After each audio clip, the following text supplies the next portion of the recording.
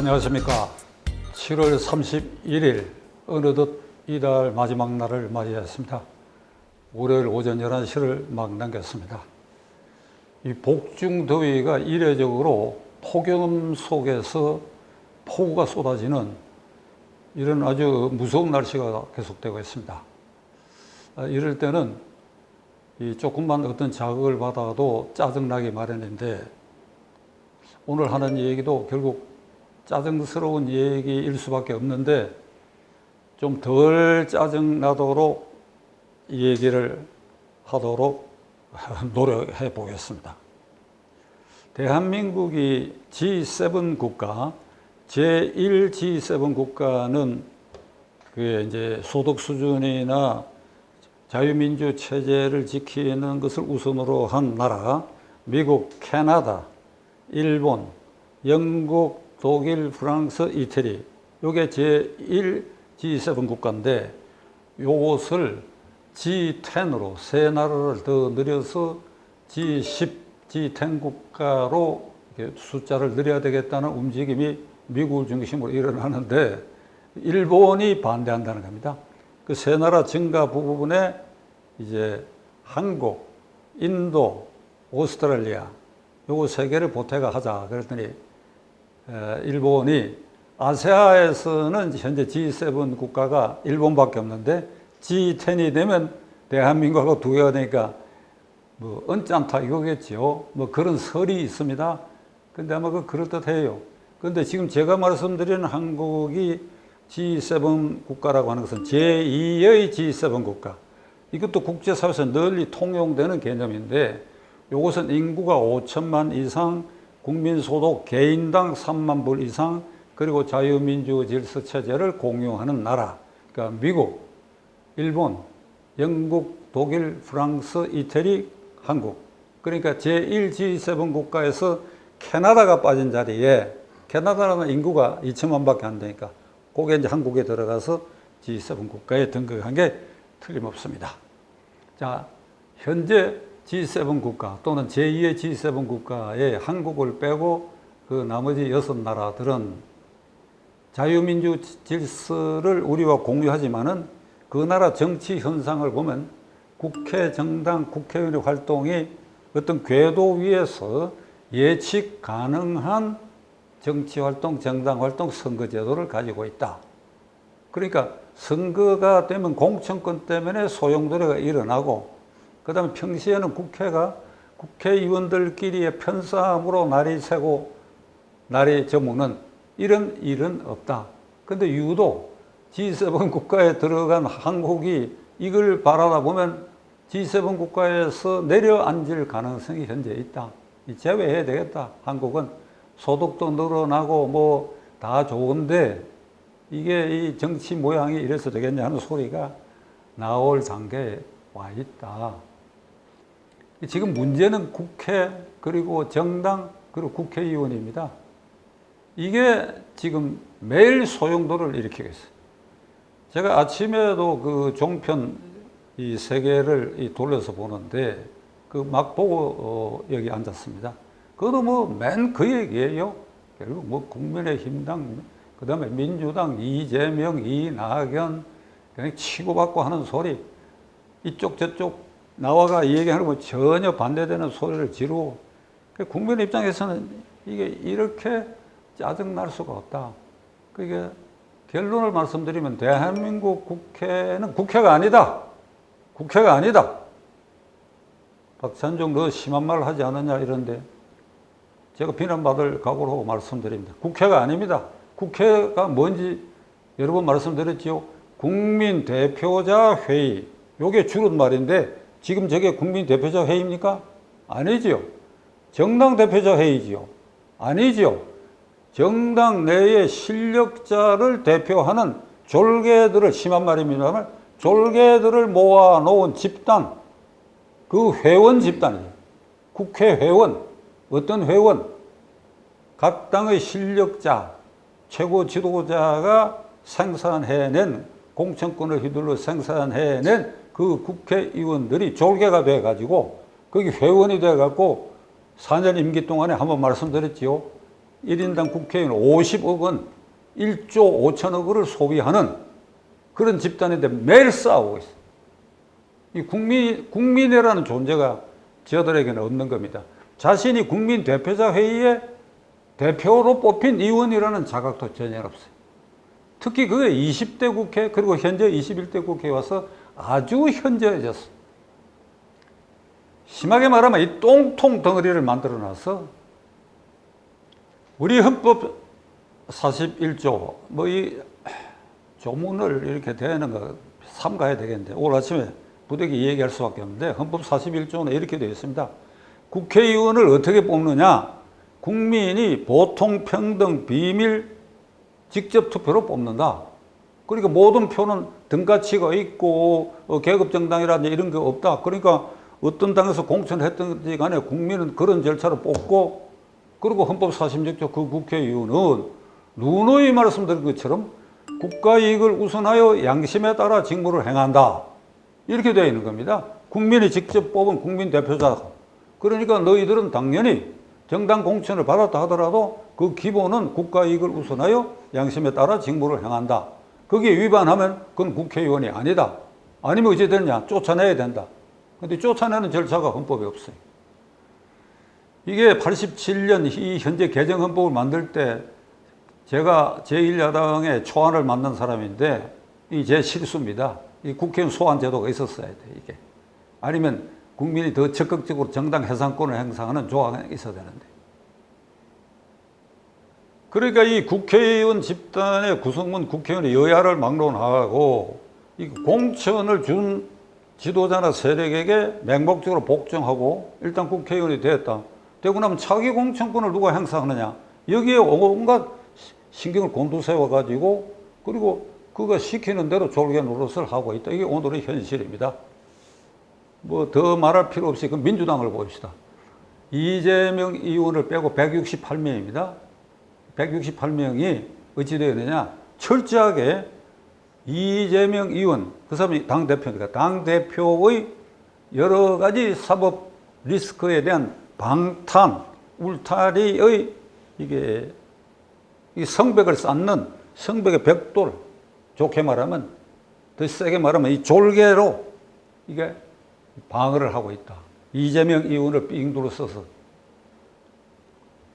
체포 동의 요청이 왔다. 기각해야 된다. 기각해버렸어. 그러니까 지금 그 뒤에 아주 또 애매한 소리를 하고 이러는데 완전히 방호벽을 쌓는 그 졸개가 되어버렸다. 그럼 왜 이러냐? 지금 국회의원 선거가 9개월 남았어요. 제가 아침에 오면서 손가락을 헤아려 보니까 9개월 딱 남았어요. 그러니까 이 9개월 뒤에 있을 국회의원 선거에 이재명 의원을 뺀 168명이 공천권을 이재명이 행사한다고 생각하는 겁니다.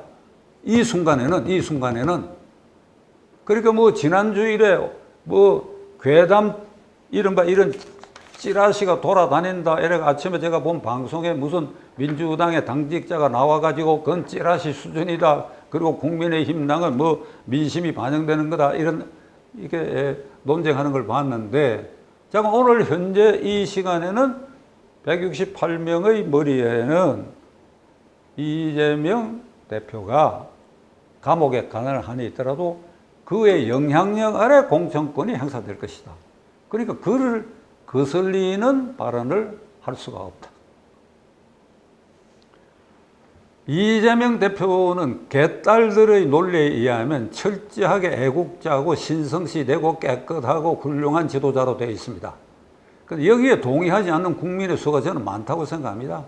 민주당의 열렬 지지의 계층이 밀집해 있는 전라도와 수도권에 흩어져 사는 전라도 사람들의 입장에서도 민주당을 할 수 없이 지지를 했는데 내심으로는 이재명은 아니다. 이낙연이나 그런 사람이 없더라면 좋았다. 이 생각은 다 갖고 있다고 하는 것을 저는 확인하고 알고 있습니다.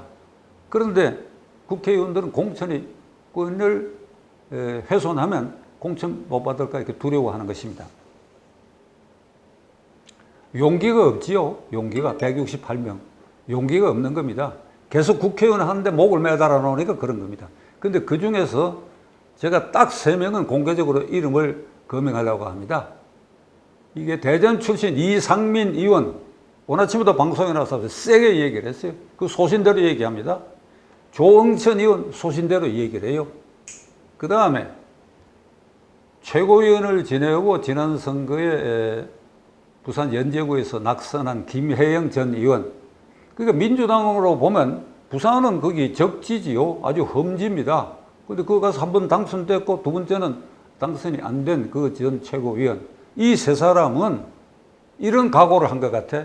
공천 다음에 안 해도 좋다. 그러면 그때 내가 생각하겠다. 국회의원을 안 하면 그만 아니냐. 그러면 무소속으로라도 내가 나가든지 하겠다. 김혜영 전 최고위원은 최근 어떤 인터뷰에서 분명히 얘기하고 있습니다. 나는 민주당 공천을 꼭 받아야 된다. 그런데도 안 준다. 그러면 어쩔 수 없다. 그러면 어쩔 수 없다. 나는 안 할 수밖에. 국회의원 한 번 한 걸 보람으로 하고 안 할 수밖에 없다. 나 같은 사람 공천 떨어뜨린다고 한다면 어쩔 수 없는 일 아니냐. 이렇게까지 배심 좋게 얘기를 하고 있습니다.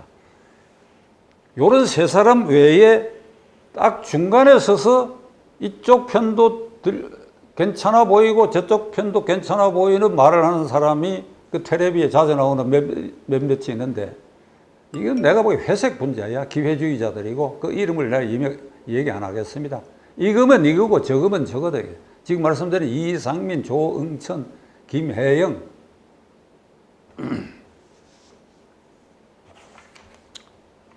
그러니까 이런 현상을 타파하려고 하면 어떻게 해야 되느냐.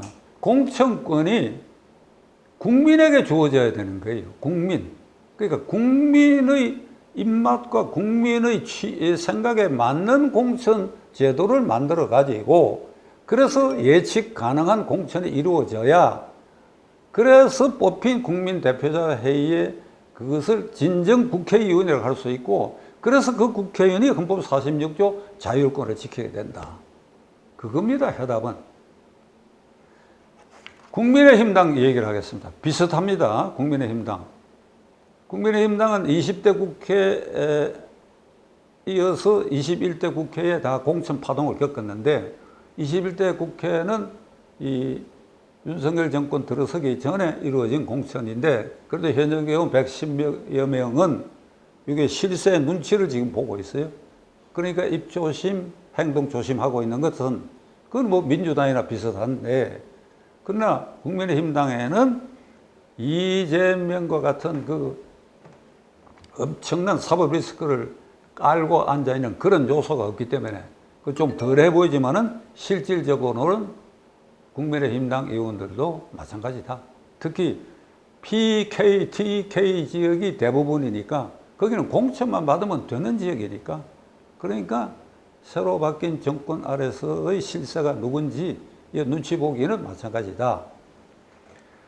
국민의힘당은 여당이고 내년 선거에서 이 민주당의 이 행패를 보고 과반 의석을 확보하지 않으면 안 될 절체절명의 시간이 이제 다가오고 있는데 그러려면 저는 김기현 대표를 비롯해서 주요 당직자와 핵심 지도자들이 21대 공천이 어떤 과정을 거쳐서 이루어지고 그 결과가 어떠했느냐 하는 걸 지금 반성해야 됩니다.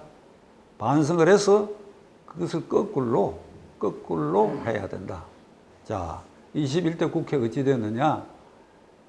이게 당대표 황교안, 그 공천심사위원장 국회의원을 지냈다고 하는 김형호, 이 두 사람이 이제 공천을 좌지우지했는데, 부산 지역만 예를 들겠습니다.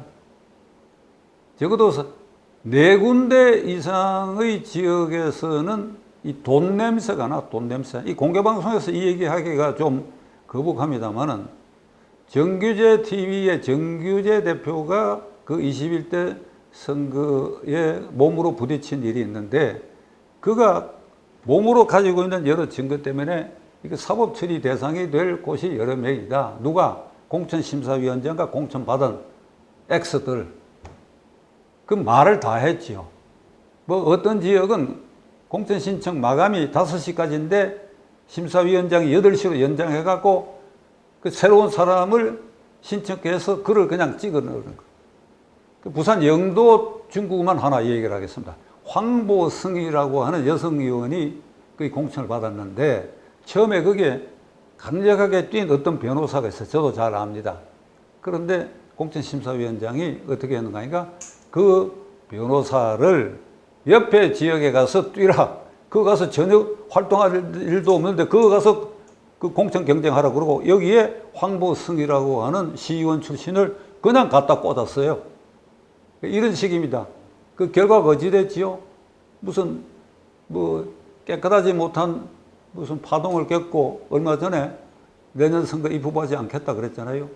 그러니 이게 그런 지역이 부산이라고 하면 좀 민망하지만은 야성이 강한 도시입니다. 야성이 강하다는 뜻은 부산 지역 사람들이 여당을 지지했을 때도 그 여당 의원들이, 야당을 지지했을 때도 그 야당 의원들이 올곧게 행동하고 전국적으로 빛이 나는 국회의원들이 다수였던 전통을 갖고 있는데 20대, 21대 와서는 부산의 국회의원 누군지 몰라. 한 사람, 두 사람 정도 이름이 반짝반짝하지. 그런 지경을 만들었는데 그 원흉이 공천심사위원장이었다. 근데 그런 행패가 경북 지역이고 수도권에서도 있었다. 그러니까 그런 식으로 난장판, 먹자판 그런 공천을 한, 그래서 생산된 게 100여 명 남짓으로 압도적으로 과반수 이상을 민주당에 내주게 된 동인이 거기에 있다. 거기에 덧붙여가지고 당대표란 황교안 당대표는 싸우질 안 했어. 종로에 나가서 이낙연 후보에게 아주 떡이 돼버렸지요. 그런데 그 종로 선거구를 두고 민주당은 이낙연 전 총리가 나가야 되지 않겠냐. 그러니까 이낙연 씨 그 특성으로 몸을 이렇게 사리는 뭐 좀 생각을 해보겠다라든지 자신 없는 표정을 지었어요. 그래, 그때 황교안 설이 이제 나오기 시작했습니다. 그런데 황교안 측에서는 무슨 짓을 했는가 하니까 종로는 힘들 수가 있으니까 수원이나 무슨 서울의 뭐 강남 3구 중에 그 지역구에 나가면 안 되겠냐. 그래, 거기에 여론조사를 했다. 이게 알려졌어요. 그러니까 종로를 피해야 되겠다. 왜? 무섭다. 이낙연이가 나오면 떨어질 위험이 있다. 그런 판에 몸을 뒤로 꽁무니를 빼면서 여론조사는 다른 구역에 이렇게 했다. 이게 보도가 되니까. 그 이제 맛이 가버렸지, 맛이. 종로 얘기가 딱 나왔을 때 상대방 민주당에서 누가 나오는지에 관계없이 깃발 드는 겁니다. 내가 나간다. 내가. 선점해버리는 겁니다. 그러면 됐어. 그래서 어떤 농객은 이런 얘기를 합니다. 아, 당대표가 비례대표를 해가지고 전국 선거를 지도해야지. 정신 나간 소리들 하지 마요. 종로에 나가서 열심히 싸우는 그게 전국 선거의 표본이 되고 그게 선거 지도하는 겁니다. 당대표가 여러 군데 다니면서 5분씩 10분씩 연설하고 다닌다고 표가 저절로 거기서 나옵니까? 그래, 그렇게 했어요. 안 되잖아요. 이런 걸 반성을 해야 돼, 이런 걸. 김기현 대표. 그러니까 이런 걸 반성을 한다 그러면 국민의힘당이 과반수를 넘기기 위한 21대 국회의 공천을 반성한다 그러면 어떤 일을 해야 되느냐? 결사대가 조직돼야 돼, 결사대. 당대표부터 필요하다면이 아니라 울산 그 당선 안정지역에 나는 안 나가겠다고 할 수 있어야 돼. 그런 사람이 하나가 아니라 한 10명쯤 나와야 돼. 그렇다고 여기저기 아무데나 비연고지 나가라 소리가 아닙니다. 이게 성심을 담고 그래야 내 순진한 뜻을 국민들에게 보인다 하는 그런 태도를 보이는 각오로 이 공천권을 이렇게 제대로 행사해야 된다. 오늘 아침에는 이 정도로 하겠습니다. 끝까지 시청해 주셔서 감사합니다.